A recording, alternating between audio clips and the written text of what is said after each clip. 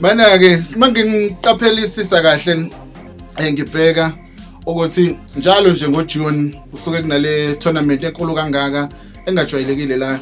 enhlane sifundazwe kuthini yini inhloso kangaka ukuthi njalo nje sesize sayinotice ukuthi ba ngoJune. No ngizoqala nje Mr M ngibonge mfethu ngethuba iNongoma FM ehlezi sinika lona ngibingelele kubalaleli beNongoma FM umphathi stage Sibozulu nje kuyintokozo kakhulu lo okhulumayo ke ngoba sengishilo ngoba usushilo nawe ukuthi unqoba Thabede. Yes kahle Mr M ngaso sonke isikhathi masiyenza le tournament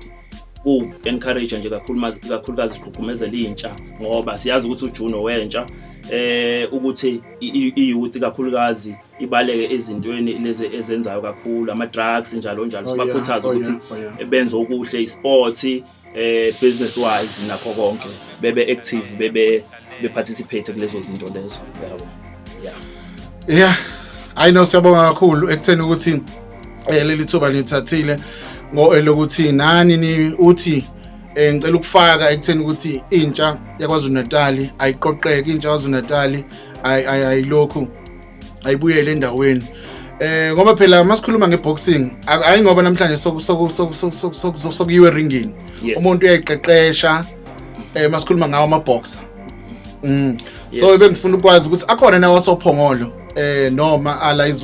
KZN amaningi kula amaboxers obebhekene lapha iboxing le Mr M into nje ediversity kakhulu sisabalisile ayikho phongolo kuphela bakhona basuke ePortshepstone bakhona basuke eGoli ngiphethe inkosi yamanesi bayazi lapha ku TikTok ngiphethe umfowethu lapha uSifundo Ncwane amahloni kimi bayamazi usuke eThekwini uyashaya kodwa ube busy kulezi insuku ngiyambona lapha